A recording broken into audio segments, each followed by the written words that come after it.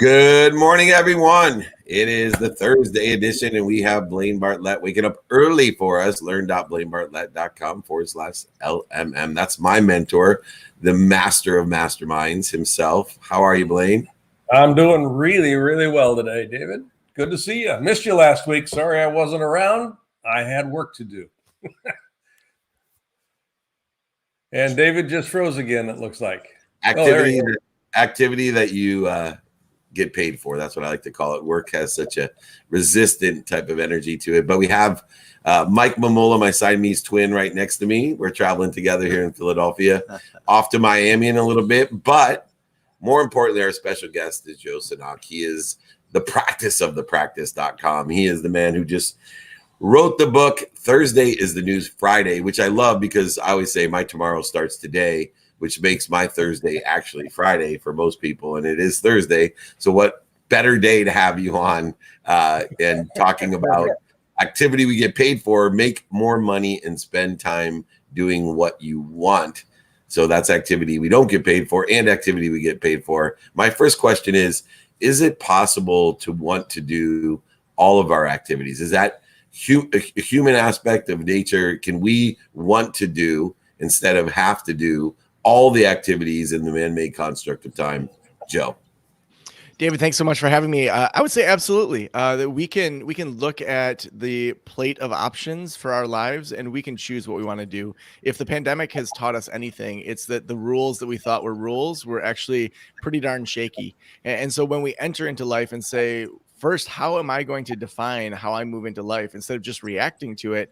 Then it becomes a choice. Everything becomes a choice. So even if I'm doing laundry for my kids, I'm choosing to do that rather than to outsource it. I'm choosing to outsource my lawn. I'm choosing to not check my email and have my assistant do that. All of those are choices, not reactions, instead of how most people live their lives, which is they're burned out all week. Then they react to it over the weekend. They're more tired after their weekend, and then they go back into working again. That's just not a model that works anymore for most people.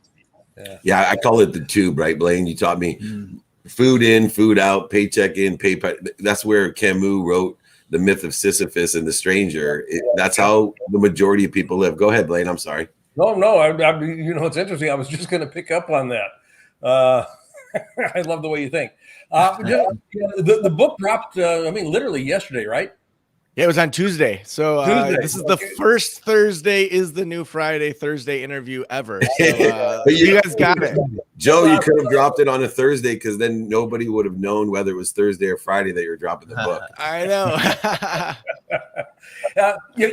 In the book, you talk about, you got some principles about how you actually, take that 60-hour work week and you get it down to something that you can handle within a 4-day work week. And you've done that for yourself really well.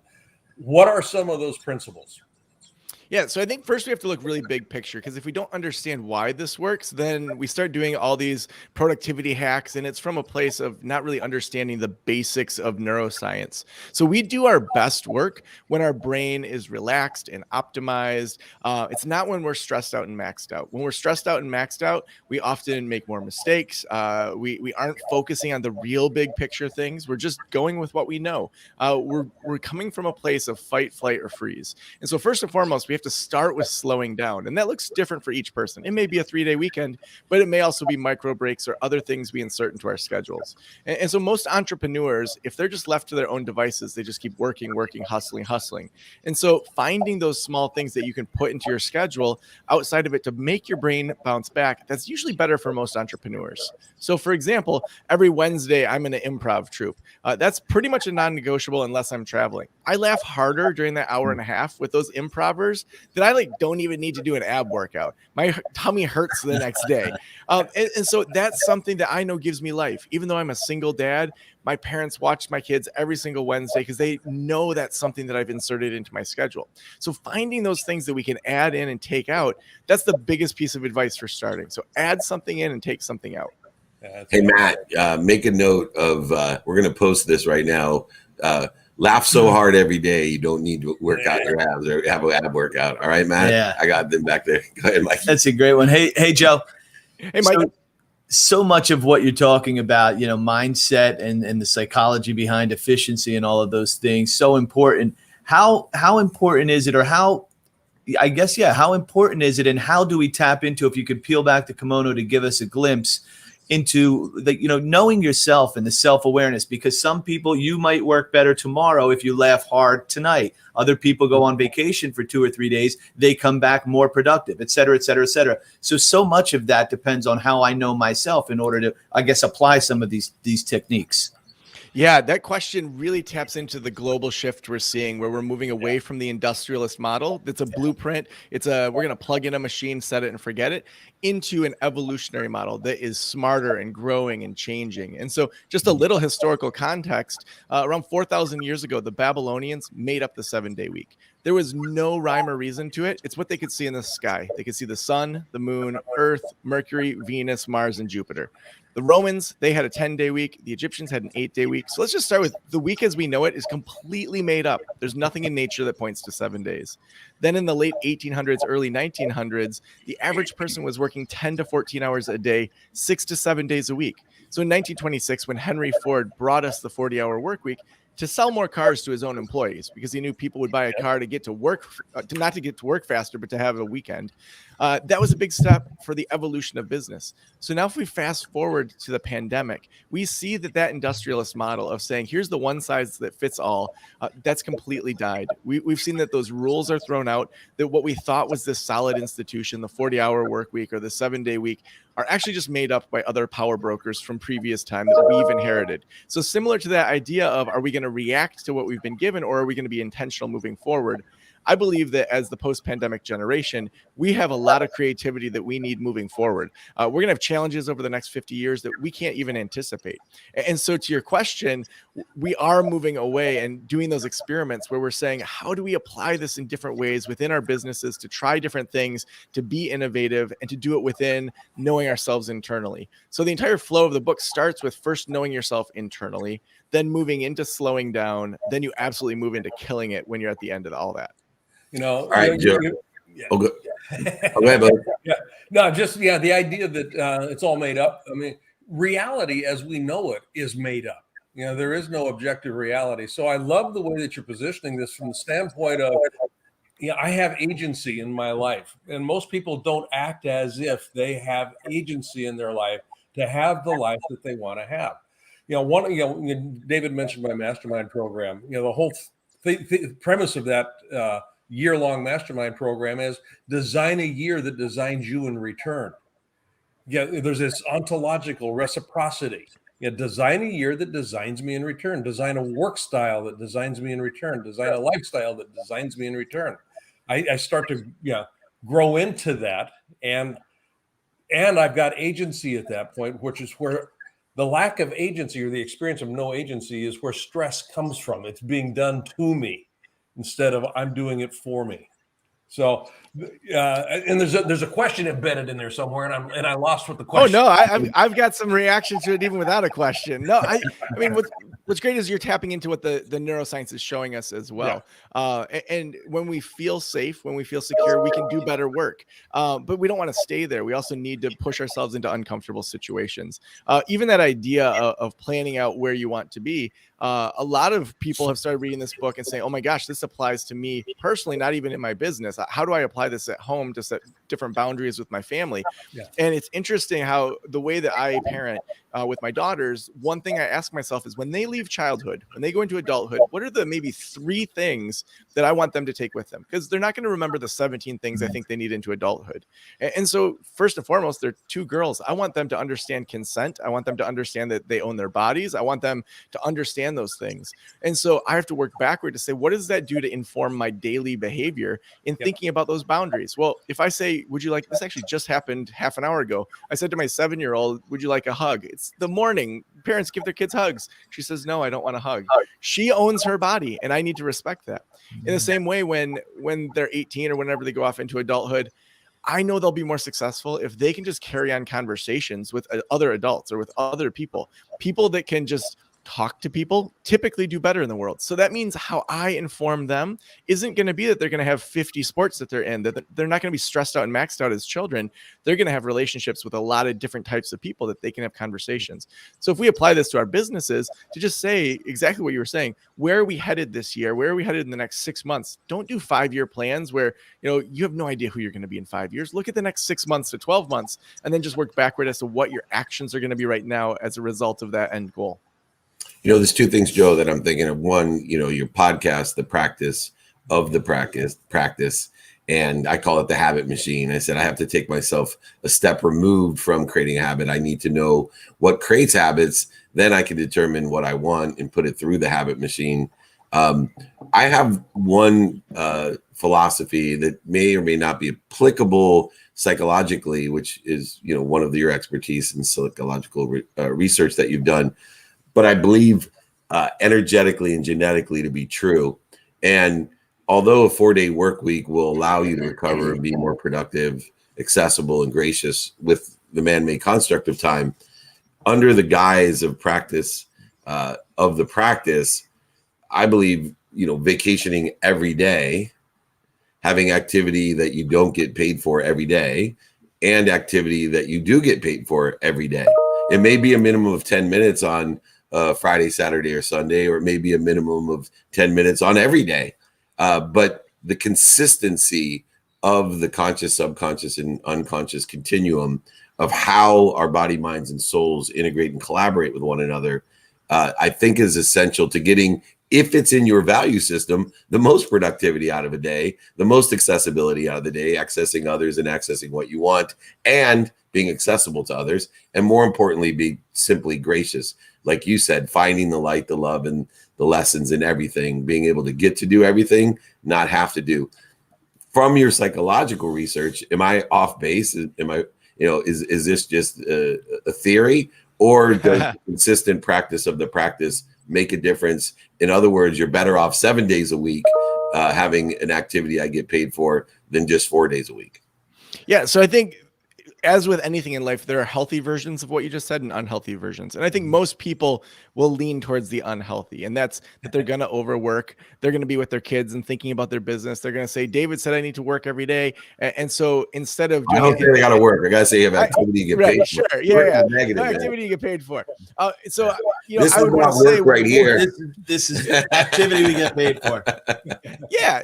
And so I think that as long as we don't move into that unhealth, where we have some red flags for ourselves, we have some firm boundaries we set where we say, if my kid has a soccer game, I'm going to show up for it. Or maybe you talk to your spouse and maybe half of them you want to get to, that you're intentional around how you're doing it.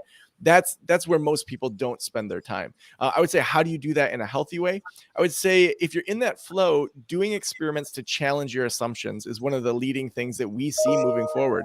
So if you're saying, okay, I'm going to do something that produces money every single day.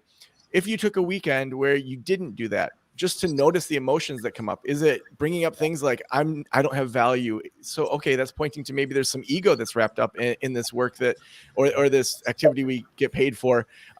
There's ego in there that is inappropriate. We want to do some experiments to just challenge those assumptions. And so I would say for even people that feel like they're doing a healthy job in regards to working on their lives, being productive, doing some activity they get paid for each day, challenge that. Do a 3-day weekend once a month for a few months. Notice what comes up. Do you feel like you're a slacker? Okay, that's worth noticing. That's worth understanding that you are more than the work that you do. And so I would just say doing some curated experiences, that would be the best way to challenge whether or not that assumption is accurate or not.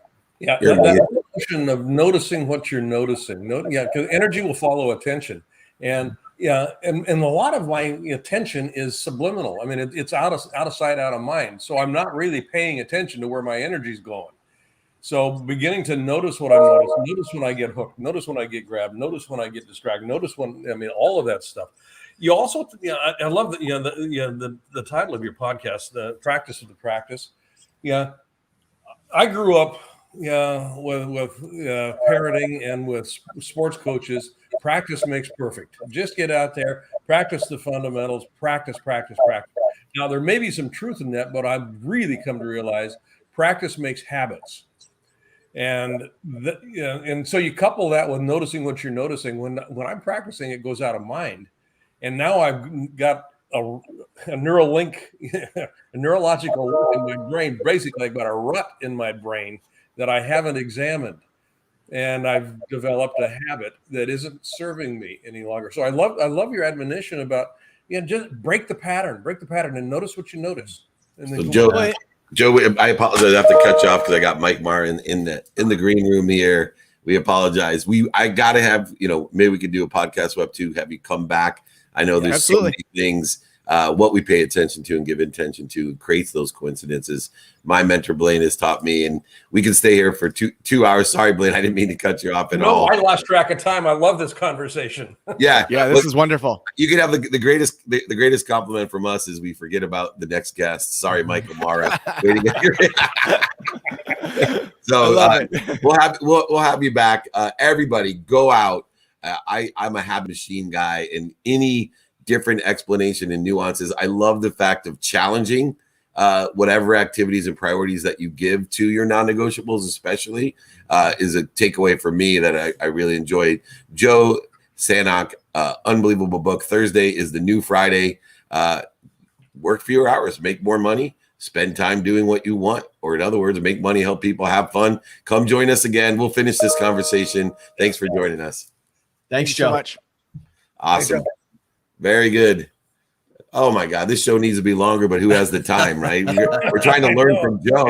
I'm trying to make my Thursday a Friday, and I only have 15 minutes. You minutes need in the next 15 minutes to enter this guest. Well, I gotta get over. So this next guest is a friend of mine as well.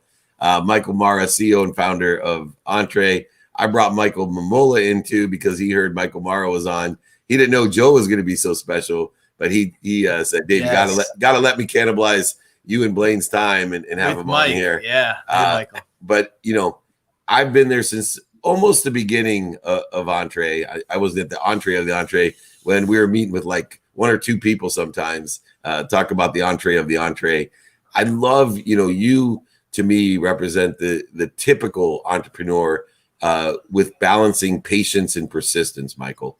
And because you're one of the most persistent people I know, which is why you're having the success that you are. But way back in January 2019, I think you created Entre to help other people. And it was a selfless venture to help with some challenges that you may have been having. If you wouldn't mind, for the help of other people like you that sit there, trying to start something, a good idea, what has evolved for you and the Entre community?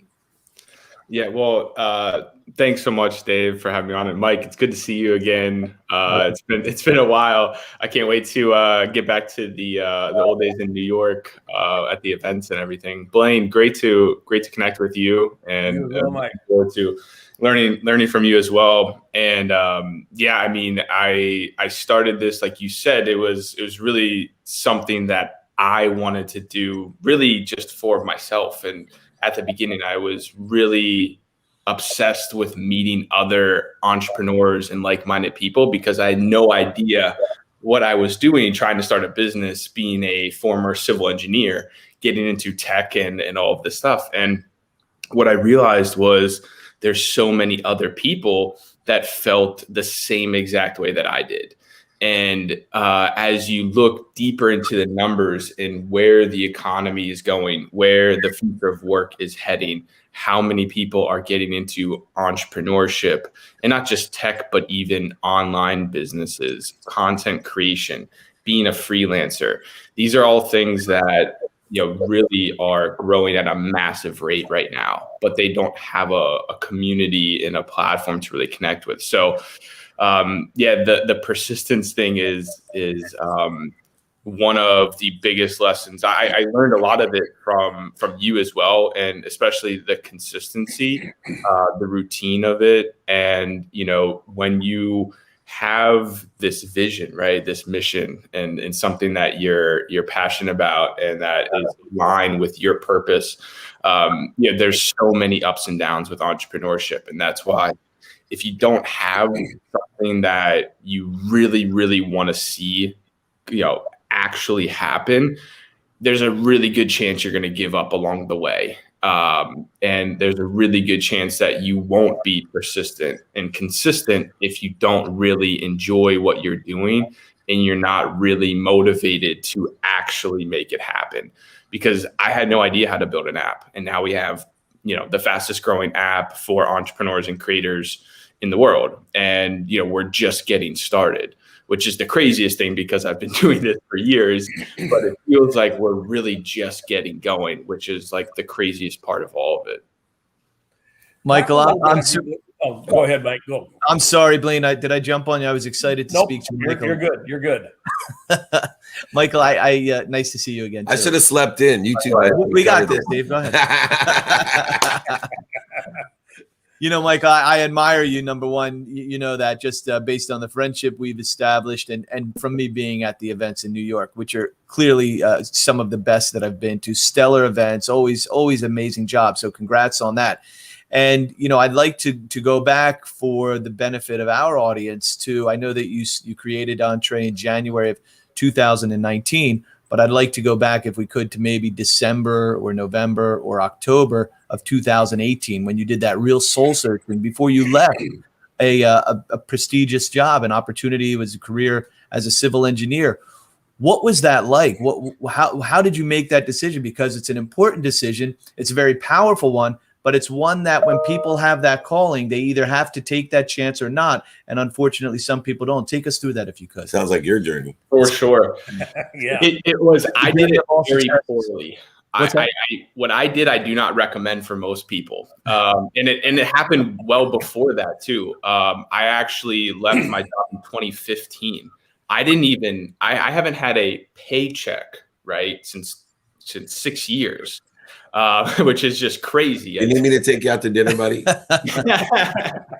Well, I don't even define like me getting paid right now. The restaurant. Because like I'm part of the reason that I'm getting paid myself, right?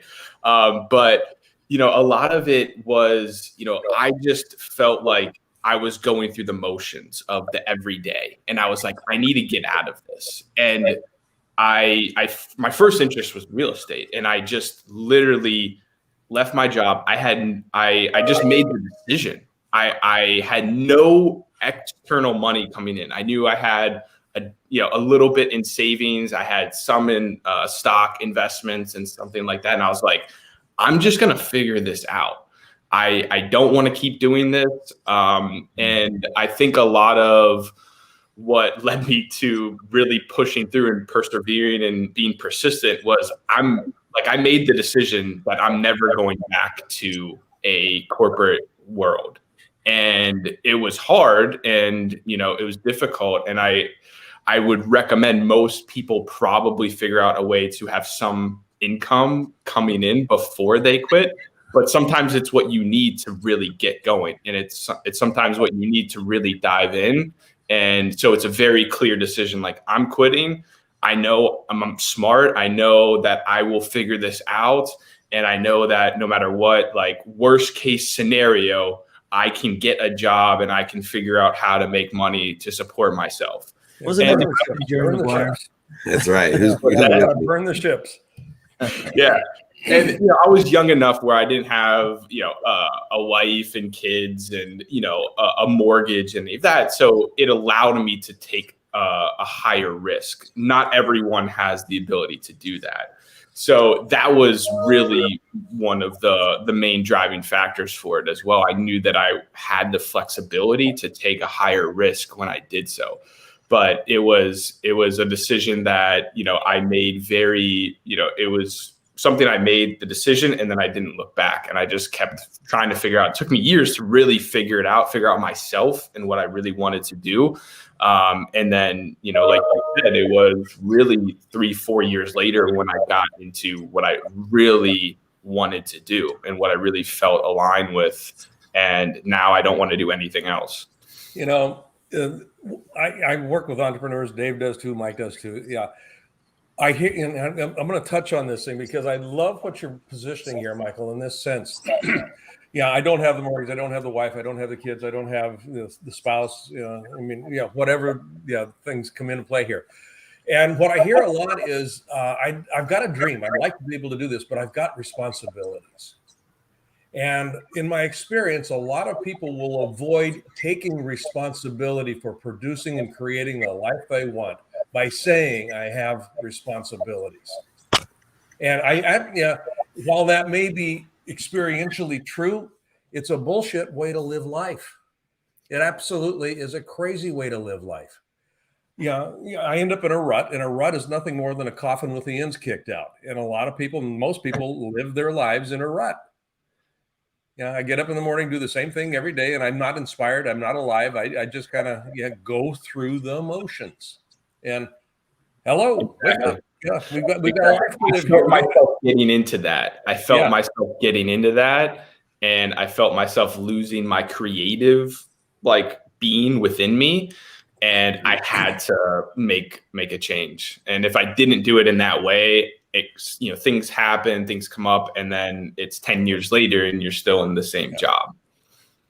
Michael, you bring up a really great point, because things have shifted because of the pandemic. And the thing that's shifted that I think it's interesting, because you started out the interview by saying, I don't recommend this to others, yet it's necessary for some people in order to put their back against the wall, in order to be motivated and inspired, meaning continually to be motivated, or to clear the interference between you and that unbelievable source of power. But things have changed, and I'm on a platform today saying, before you jump ship, like Michael, before you jump into entrepreneurship where you get your own employees and your own overhead, and it's a 7-day-a-week activity that you don't get paid for, especially at first, there's a whole new entrepreneurship opportunity that never existed. There's big companies that allow you to work when you want to work, where you want to work. When you want to work, where you want to work are the two most desirous things of entrepreneurs. They also, by the way, give you stability of a salary.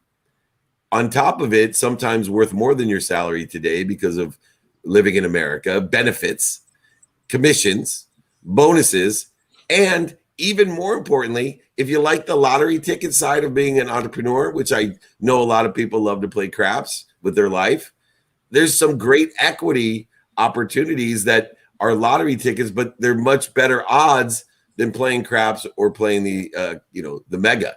So, for you, looking at things and how you inspire entrepreneurs today, how important is it for them to give a look at entrepreneurship before they jump ship? Yeah, I think what you just described is going to make up a huge part of the future of work going forward.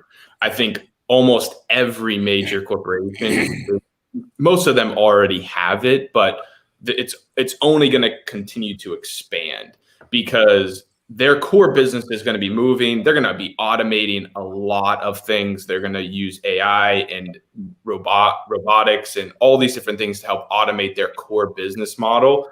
And what they need help with is innovation and creativity, content, marketing, branding, all of these things they're going to need help with. And all the creatives, all the innovators are within these companies are going to start getting paid not to just do their daily job, but to create new things, whether that is content or whether that's the next technology for the company or something that's aligned in a similar industry as the company. But I think it's going to be a huge part of the future of work. Plus, I think it's going to help more people take that first step into entrepreneurship, because we all know entrepreneurship, it's scary, right? That's the biggest thing with taking the step. It's fear and it's doubt that holds entrepreneurs back. More than anything in the world, it's doubt and fear. We all have those, thoughts that come into our mind. I have them myself. Everyone has them. But it's overcoming those is what makes a great entrepreneur, and continuing to overcome the doubts and the fears on an ongoing basis. But I think what holds most people back at the beginning is that. So having these programs within other companies allows them to have the security and kind of get the first taste of entrepreneurship to, start it within the company, but then eventually maybe even go out on their own. and do it themselves. So smart. Use it as a stepping stone as well. And Exactly. you are a great entrepreneur, and you're inspiring and empowering others to be great entrepreneurs as well. And you're a great mentee. I know the humility of asking for help and continue to do that as well. It's something that I did not have when I was your age, and I would have expanded and accelerated my own objectives if I just would have had what I have today, which is ignorant humility, knowing that I don't know what I don't know, and asking the people like Blaine for directions on how to get to where I want to be, people who sit in the situation like Blaine that I want to sit into. So continue the journey, my friend. Keep the great work up. Come back and join me. Everybody, I know you're going to have Blaine involved in a lot of more events for us too. I wanted to make sure that introduction was made. He is a resource beyond belief for the future work for Entre. And he started traveling again, so maybe we can all do something in New York move forward. So thank you, Michael Marra, my friend from Entre. Thank you for joining us. Thanks, Great to Michael. meet you, Michael. Great seeing you again, Mike, and looking forward to connecting more, Blaine. I'm really excited we got a chance to talk today. Absolutely. We will Appreciate get connected. Thank you so much. Good. See you, everybody. See you later, alligator. After a while, crocodile. Yeah, you fit in. They need you there at Entre, Blaine. Trust me. What is it with these cool names the last couple of days? Oh yeah, this is a killer name right here. The CEO of franchise123.com. Jimmy St. Louis. Are the coolest names out there. Not if you're in the baseball business though, because they had a rough night thanks to Chris Taylor in the bottom of the ninth with 2 outs. Matt's holding up his Dodger jersey. Oh, it makes me sick. Jimmy St. Louis. My favorite Cardinal himself. Welcome to Office Hours. How are you?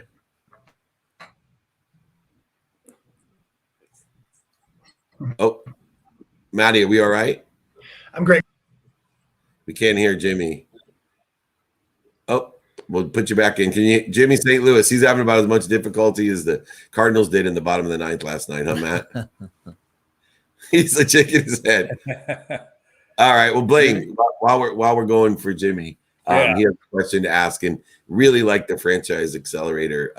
Let's start with the takeaways for the day. With what we have, and curious what your takeaway from Michael and Joe are. We basically, the simple thing is reality gets invented. It isn't handed to us. I mean, that's essentially where everything landed today. I mean, whether I'm an entrepreneur, setting up my own business and my own lifestyle, or my own lifestyle, I have agency in life. I have agency, and I need to be able to take that bull by the horns, literally and figuratively, and climb on the back of it and run with it. Life is way too short to run by somebody else's rules, and especially when those rules are just made up. Right. I really like the way that Mike actually positioned this. The rules are made up by power brokers. Whoever the power brokers might be. Henry Ford wanting to have a 5-day work week so he can get because he wanted his to have a weekend. So that kind of stuff. Pay attention to who the power brokers are that made up the rules that you're living by, whether it was your mom and dad or whether it's your boss. The rules are all just made up to serve the power brokers. I'm a power broker in my own life. Yeah, that's what I need to pay attention to. Blaine, I agree, and mine is very similar to yours. And it's really find your value and then share it with the world. And so many people don't, because they whatever the value is, either through some perceived constraint by an employer or a boss that, this is what I do and I come in and I earn X dollars per hour and that's quote unquote my value.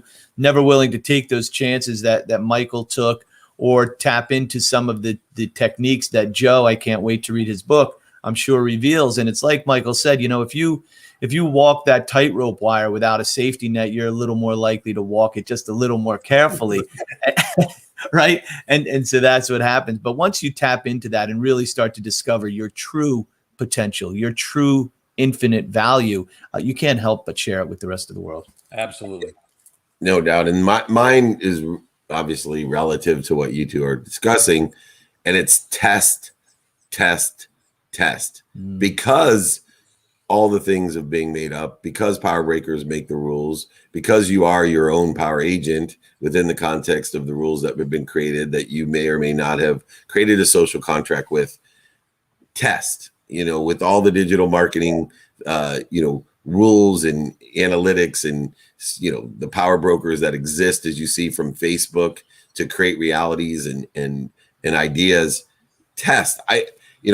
I get caught into the ignorant arrogance of, I am portraying as if I don't know what I don't know, but I'm setting forth, my values to others by saying, you should vacation every day.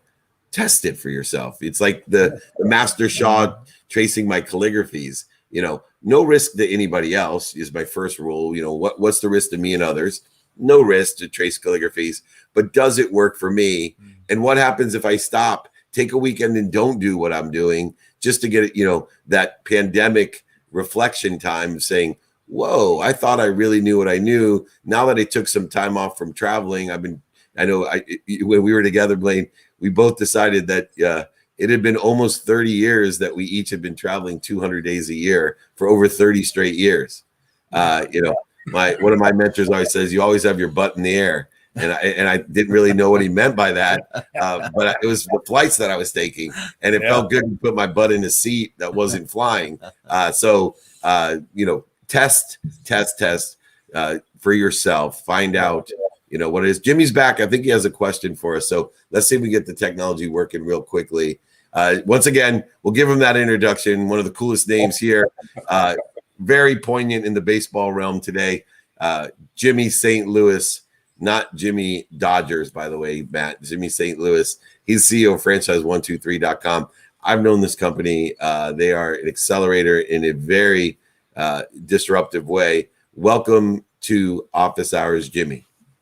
Thank you. And, total coincidence, by the way, I'm actually in St. Louis right now. I'm from Tampa. We were out last night, and, the city is a little gloom when the Cardinals don't win. So, yeah, a little. No. I wish Matt was gloomy this morning. That would have made me feel good. Poor Matt.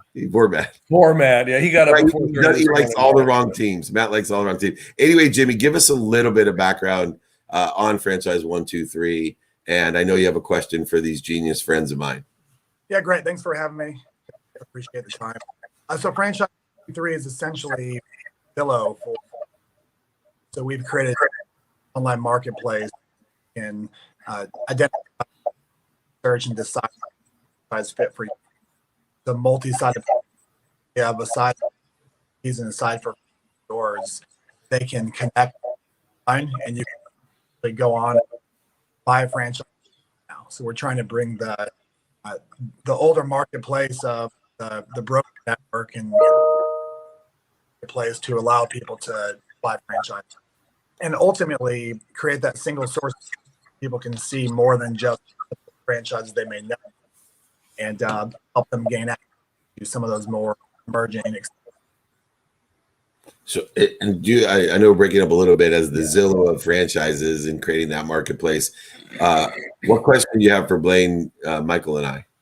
Sure, thanks. So, just considering some of the inadequacies build and just in business in general, what are some of the other tools that out there that business leverage to just further their efficiency and to I think you broke up a little bit, Jimmy, but I think I got your question. One of the biggest things I think that people overlook often is candor. And we talked to someone recently with regard to the value of reviews, stepping into the reviews that your customers provide you from, around the country or around the world, and digging deep to learn more about yourself and more about your company and your employees and how you're responding, and being able to ultimately grow and scale based on some of that when you start to realize more what your customer base is looking for based on a lot of those reviews. Great. Thank you. I appreciate that. So we're just seeing some really just kind of the field is we're trying to move it towards this field of gain access of more information. And I think, the reason we say the Zillow of franchise is before Zillow was found, people had to just call the gain information market looked like. And now they're able to go online and really in a fair deal market. We're trying to create opportunity for people. I think I'd like to understand if you guys have a feel for franchising world in general and the markets that you see that may be emerging. Yeah, I got it, Blaine. So, the markets that are emerging are ones in which we can take advantage of the leases that I see. I think the opportunity is a scalable business to take advantage of the real estate situation, because as anyone knows from Ray Kroc on, that real estate's the key to franchising, and the margins are made in your lease or ownership in real estate, as McDonald's is one of the biggest real estate holders in the world, as well as producer of chicken and meat as well. But I still think the opportunity is in the efficiency of the real estate, which would then lend franchise 1, 2, 3 once again to be very essential, because where this marketplace is seen to be very valuable is in the real estate market. Thus, you use Zillow as an example. But I think because of the very quick changing retail real estate space opportunities, where people are giving 6, 12 months, trying to, create new opportunity as we come out of the pandemic, that retail space, which is aligned specifically to franchises, is, I think, the key component to what you're doing. And I know from different franchises that I consult with, like Everbull, that was on the border or bridge of destruction and bankruptcy at the beginning of the pandemic, trying to find QVC ways of delivering their food, to selling 190 franchises during the pandemic, and getting unbelievable investment and support from guys like Drew Brees. It has been incredible. And it's all real estate based. It's all putting together and articulating the quantitative value of very aggressive opportunities in the retail leasing space. Purchasing, not so much, but leasing, absolutely. Great. Excellent. Thank you, guys. I really enjoy your show. And thank you. It's been a pleasure. Come join us Thank again, you. Jimmy. And Apologies for dropping in. the only winner in St. Louis, Jimmy St. Louis. Thanks so much. Thanks. Thank you. All right. Very good. Well, we already went through, once again, falling into all three of ours. It kind of post reaffirms our takeaways for the day. Blaine, thank you so much for waking up early.